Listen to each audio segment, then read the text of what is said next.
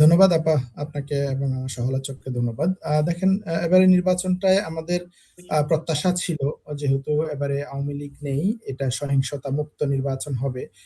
নির্বাচনে আমরা সহিংসতা অতীতে দেখেছি, এবং এবারে নির্বাচনে সহিংসতা অনেক কম হয়েছে, এবং এটার একটা বড় কারণ হচ্ছে এবারে নির্বাচনে আওয়ামী লীগের মতো একটা সন্ত্রাসী সংগঠন নাই, যারা নিজেরা নিজেরা ইলেকশন করেও প্রচুর খুনাখুনি করে। তো এই নির্বাচনটাই এবারে দেখেছেন যে নির্বাচনের দিন পর্যন্ত মেজর কোনো সহিংসতা হয়নি। কিছু সহিংসতা হয়েছে, যেমন শেরপুরে একজন খুন হয়েছে, নিঃসন্দেহে দুঃখজনক একটা খুন হয়েছে। আর নারীদের উপরে বিভিন্ন জায়গায় হামলা হয়েছে, জামাতের নারীদের উপরে। এরকম কিছু ঘটনা ছাড়া মোরলেস মেজর কোনো সহিংসতা ছাড়া নির্বাচনটা সম্পন্ন হয়েছে, এবং আমরা আশা করেছিলাম যে নির্বাচনটা এবারে আমরা এটা একটা দৃষ্টান্ত হবে যে আমরা একটা ডেমোক্রেটিক ট্রেনের মধ্যে উঠছি, যেটা নিয়ে কথা বলা হচ্ছে। সো আমাদের আচরণের মধ্যে নির্বাচনের পরেও এই ডেমোক্রেটিক আচরণগুলো থাকবে। কিন্তু এগেইন আমরা দুঃখজনকভাবে লক্ষ্য করছি যে নির্বাচনের দিন রাত থেকে শুরু করে সারা দেশের বিভিন্ন জায়গায় এ ধরনের হামলাগুলো হচ্ছে। জামায়াত অভিযোগ করছে, এনসিপি করছে, চরমোনাইয়ের পীর অভিযোগ করেছে, বিভিন্ন স্বতন্ত্র প্রার্থীরা অভিযোগ করেছে বিভিন্ন জায়গায়, যারা ইভেন বিএনপিরই স্বতন্ত্র প্রার্থী ছিল তাদের উপরেও হামলা হচ্ছে। এ ধরনের ঘটনা হয়েছে। এখন ক্ষমতায় এসে যাওয়ার পরে যেটা হয়, এবং বিএনপি যেহেতু অ্যাবসলিউট মেজরিটি, মানে টু থার্ড মেজরিটি নিয়ে ক্ষমতায় আসছে, বিএনপি নেতা কর্মীদের মধ্যে মনে হতে পারে যে আমরা পাওয়ারে চলে আসছি, সো আগে যেভাবে আওয়ামী লীগ করতো আমরা এখন সেরকম করতে পারবো। যাকে তাকে মারধর করা, হুমকি দেয়া, ইভেন হাতিয়ায় একটা দর্শনের অভিযোগ আমি সোশ্যাল মিডিয়ায় দেখছি। আমি জানি না এটা সত্য ঘটনা কিনা। নোয়াখালীতে এ ধরনের একটা ঘটনা বলছে যে একজন নারীকে দর্শন করা হয়েছে শাপলাকলিতে ভোট দেওয়ার অভিযোগে।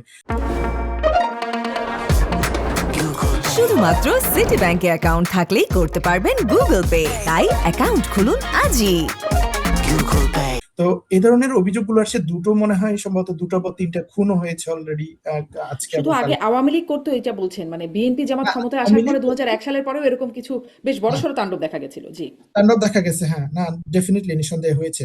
তো আমি বলছি এবছরের নির্বাচনে আমরা সেই সহিংসতাটা দেখিনি নির্বাচনের দিন পর্যন্ত তীব্র লেভেলে, কিন্তু এখন দেখছি আমার কাছে মনে হয় এখানে নিঃসন্দেহে দল হিসাবে বিএনপির দায় আছে। তারা যেহেতু দায়িত্ব নিচ্ছে, তাদেরকে তাদের নেতা কর্মীদের শৃঙ্খলায় নিয়ে আসার দায়িত্বটা তাদেরকে নিয়ে আসতে হবে। এবং আমরা এতদিন শুনেছিলাম যে জনাব তারেক রহমান দেশের বাইরে আছেন, তো দলের শৃঙ্খলা মেনটেন করার ক্ষেত্রে একটা অসুবিধা হচ্ছে, উনি দেশে আসলে ঠিক হয়ে যাবে।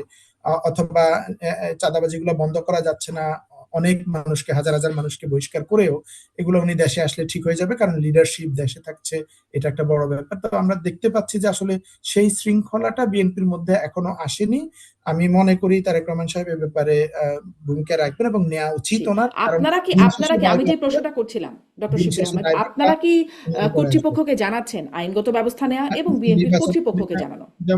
জামাতের পক্ষ থেকে নির্বাচন কমিশনে অভিযোগ করা হয়েছে, আমি যতদূর জানি নির্বাচন কমিশনে অভিযোগ করা হয়েছে, সংবাদ সম্মেলন করে মিডিয়াকে জানানো হয়েছে, এবং জামাতের অফিসিয়াল ফেসবুক পেজ থেকে শেয়ার করা হয়েছে ঘটনাগুলো, এবং লোকালি সেগুলো আইন শৃঙ্খলা বাহিনীকে জানানো বা লোকালি মামলা করা, সেগুলোর কাজ করা হচ্ছে এবং দেশবাসীকে জানানো হচ্ছে। তো আমার কাছে মনে হয় বিএনপিও সেগুলো জানে, এবং বিএনপির উচিত সারা দেশে এটা নির্দেশনা জারি করা, এই ধরনের যারা সহিংসতা করছে তাদের ব্যাপারে তাদের জায়গা থেকে তারা সাংগঠনিক ব্যবস্থা নিবে, এবং সরকারের জায়গায় আমি তুষার ভাইয়ের সাথে একমত, সরকারকে অ্যাকশন নিতে হবে যারা এই ধরনের অপকর্মের সাথে জড়িত আছে। এবং এগুলো এখন না, পরবর্তীতেও আরো সামনের দিনেও কিন্তু এই ফেসিবাদী আচরণ যদি থাকে নেতা কর্মীদের মধ্যে, তারা কিন্তু ভবিষ্যতেও মানুষজনের উপর এরকম অ্যাটাক করবে।